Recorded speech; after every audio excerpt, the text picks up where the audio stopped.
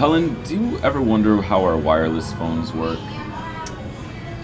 I haven't ever really given that much thought, actually. But it makes me think of this really cool artifact that's on display at MOHAI right now. Oh yeah? I think we should go check it out. Let's do You want it. it? Yeah. Okay, sweet. I got a message from you. So here we are at MOHAI, and this wooden box here is actually an early wireless phone. How old do you think it is, Peter?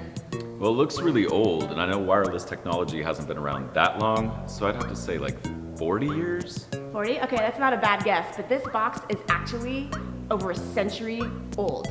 A man named William Dubilier invented this, and this particular model dates back to 1910. But a year earlier, in June of 1909, a prototype of this wireless telephone was demonstrated at the Alaska Yukon Pacific Exposition in Seattle.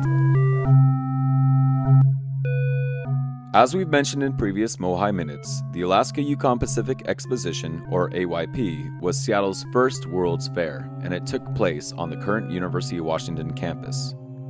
The Dubilier wireless telephone was demonstrated in the manufacturing building. The building showcased a number of technological innovations during the fair, but the Dubilier wireless was among the most celebrated by the fairgoers and local newspapers.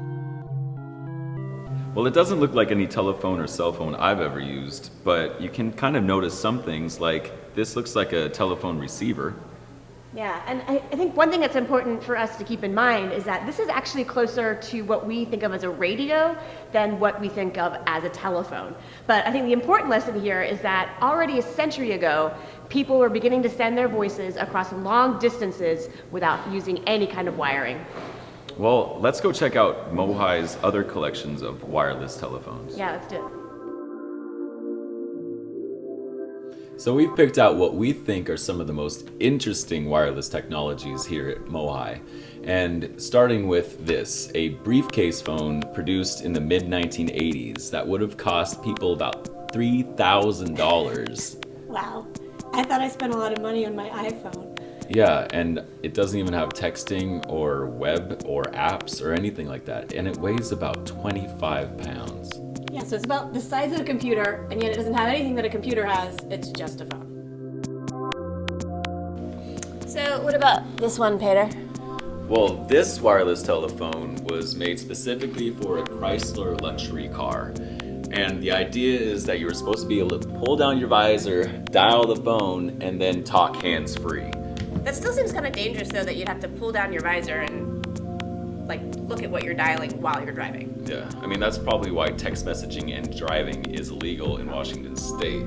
And this isn't the only part of the phone. The rest of it is in the trunk of your car and could only be installed by the dealer.